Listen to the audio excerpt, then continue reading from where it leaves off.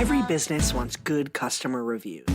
Every customer wants a good experience. So what happens when both sides click? Or in some cases, when they don't?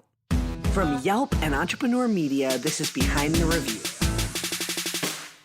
Behind the review, dig deeper too. Behind the review, get all the news. Food, flowers, fixing, make business boom. Behind the review, dig deeper too. I'm Emily Washkovic, Yelp small business expert. Every week, I pick one review on Yelp and talk to the entrepreneur and the reviewer about the story and business lessons behind it. This week, I'm doing a deep dive episode with Viviana Langhoff, owner of Adornment in Theory, a jewelry shop in Chicago. Check out episode 9 to learn more about her business and hear from her reviewer on what made it so memorable. But today, we're talking about her recent expansion. We'll dig into how she knew it was time, decisions that needed to be made along the way, and what the long-term growth plan is for the new space. Let's jump right in. So to have you start, Viviana, why don't you give us an intro on Adornment in Theory for the people who haven't heard our first episode together? So my name is Viviana Langhoff. I am the proud owner and fine jewelry designer of Adornment in Theory. Adornment in Theory is an independent jewelry store specializing in artists and designer-made jewelry located in the heart of Chicago. We offer exceptional, high-quality, unique jewelry that tells a story. And we specialize and we seek out specifically to really highlight and represent the work of either women-identified or BIPOC jewelry artists. Fantastic. Can you describe for me the space and the size of the business pre-expansion? Just give me a feel of what you were working with in your brick and mortar space. Absolutely. So before the expansion, we were working out of 750 square feet. Of that 750 square feet, 550 was retail, and the 200 was our back room, back office, and just a workshop. So every square inch of that space was utilized the most efficiently as possible. So we knew it was time to grow. Talk to me about when that decision for expansion came to be. Was it the happenstance of space right next to where you're located? Walk me through how that opportunity came across your path. Right. So I have growth opportunities that I've been writing out and just kind of vision casting for a number of years. And one of the manifestations of that was to actually purchase a commercial space.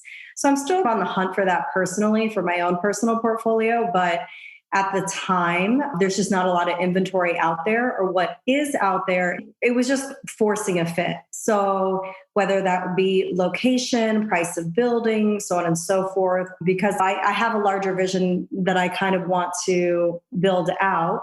At the same time, I would note myself as fiscally conservative. So although I have very big vision for things, I want to be able to pace it out that as a young business that we don't overextend ourselves, right? Especially in the middle of a world crisis. So the store next to us, they moved and then another store closed. So the landlord had approached me. They love us in the space. Would we be interested in that space as well? So I just was very direct with the landlord and I'm like, listen, this is what I'm looking at in terms of commercial properties. I don't want to be made to make a call at the last minute. So if the space is available in 3 months and this is the structure of the deal that I'm interested in, then we can come back to a discussion. So yeah, I wasn't nervous, wasn't biting my nails. I'm like, if it works out, it works out. And I'll just have a 2-pronged attack. So it's looking at commercial properties and then also entertaining this offer as well. And it was just a wiser move to kind of stay place. And it was still available 3 months later. I really appreciate Viviana's approach of vision casting, yet also being fiscally responsible and rooting herself in making sure she grows without overextending. It's a balance of ambition and realistic expectation. Let's talk about your relationship with your landlord and how you can broker these conversations and talk about this stuff with them. How have you been able to interact with them in a way that's brought you to this place where they're actually asking you and excited about you taking on more space?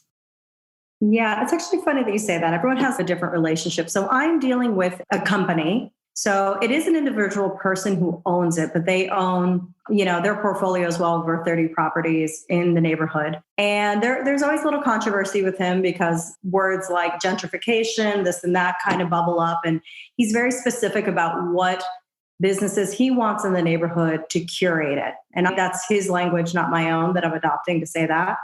So businesses like mine are what he wants. So geared more towards millennial, Gen Z, a little bit higher end, those things.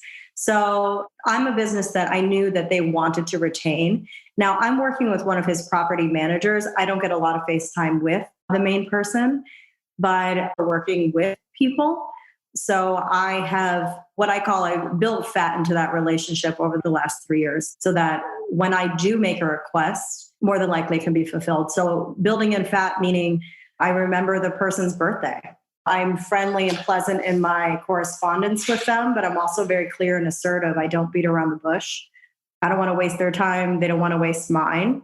And I also do research on my position points before I approach them so that I already know that I'm in a reasonable range and I feel more secure when I have the direct ask. Awesome. Okay, so let's go back to the point when you're expanding. You're going to open the new space. Talk to me about how you budgeted, how you started picking contractors and people to help with all that. Where did you begin? Did you outsource that work? Did you do it yourself? How did you get yourself prepared to start moving forward and taking action? Yeah, so I was actually in Istanbul for 6 to 7 weeks while I started all of this negotiation. So from closing on the lease and everything, I was doing this overseas. I don't recommend that unless you have a pretty high stress tolerance. And for myself, the way I started was I asked them for all of the measurements and layout, and then I designed every square inch of the space before I even approached one contractor. For retail, it's a little bit different, but also other forms of business, I would encourage them to do the same. The way I do design, even though I always joke, like if all this fails and I'm not a jewelry designer, I would be an interior designer. But with retail, you have to divide the space by square footage and know how much you're getting out of each piece of square footage. So if we're taking on X amount of cases, each case needs to produce 10 times the amount of number. So every fixture, every lighting, none of it is arbitrary. So that's how I went ahead and did that. And then I had several contractors come in. I had one of my employees let them in, and I would do video Zoom calls with them as they did a walkthrough of the space. And before they came in, I would have already emailed them the layout, the renderings, and everything per number. I already knew the HVAC systems. I already knew all the things. So that was really helpful. My brother owns a construction company in Florida, large commercial build outs. But I was also able to check the numbers against his just to make sure that things were fair. And then obviously going by reputation. So the contractor I selected was fantastic. Chicago Common Constructors. So I will shout out their name. They did a fantastic job, but they were not the cheapest. I would say they were probably 15% more than the average, but they came in on time. Everything was professional and their word was golden, which for 15, 20% more is worth it. It was worth it. That's great. Let's fast forward to your first day in your new expanded space. Talk to me about how that went, how you got the word out, what your goals were for the event. Just take me through the whole phase. The soft opening, reopening went really, really well. Praise God. I was so happy, so relieved. It's like just looking at it to see of faces that are just resilient. Like it's our family, it's our community, it's our clients, and everybody. There was just a lot of really loving energy in the room because it's like most people haven't even been to an event since everything has happened. So people were just kind of ready to party and ready to enjoy themselves and get dressed up. So that was really fun. Soft opening was good. Business owner thing. I was waiting for a jewelry case to be flown in from Istanbul, and it was delayed by a month. So in my mind's eye, the space was not complete until this case is there, but it's none the wiser. I wasn't going to not open this space all based on this. I'm like, we will decorate, we will set it up. Nobody knows it's quote incomplete except for me, the designer. But yeah, we were met with really great reception. I think it's something for people in the neighborhood. It gives people like a sense of hope and just joy. It's like one of our favorite businesses is growing. A minority women-owned business is expanding. So we got a lot of love from people, and the numbers have been steady. They've been growing. So my projections and my predictions for this expansion are coming to pass, which is great. That's always what we want to see, right? So keep on going.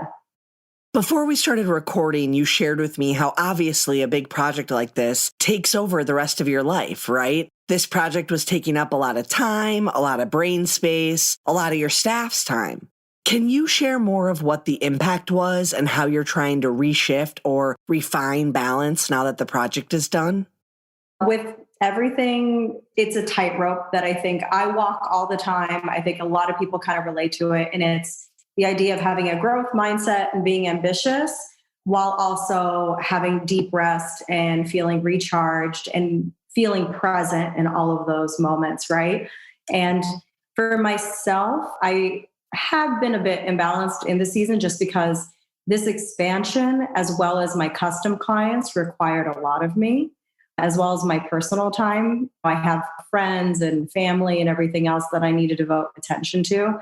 So my trade-off was gain some of my COVID pounds again, left some house projects in the lurch that I'm attending back to. But I think most important for me is really cultivating the practice of Sabbath. I'm a Christian, but it's a biblical practice, but really learning to just power down, shut down for one full day and really trusting that the Lord has it. The world's not going to fall apart. And if I'm quote unquote behind, I need to learn to let my body settle into that and trust so that I have more myself to give when I come back.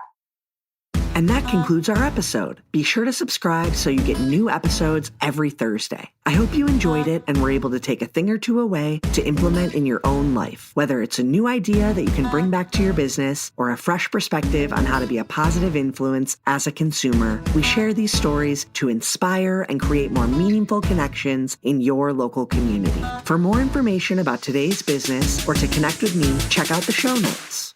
Behind the review, dig deeper too.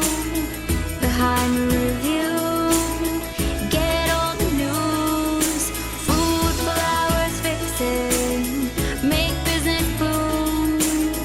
Behind the review, dig deeper too. This episode featured a conversation with Viviana Langhoff, the owner of Adornment in Theory in Chicago. Special thanks to Leanna Fang, who helped edit this episode. To learn more about the episode, check out the episode blog post. And don't forget to subscribe so you get an alert each Thursday when a new episode comes out. To claim your own Yelp business page and start engaging with consumers, visit business.yelp.com.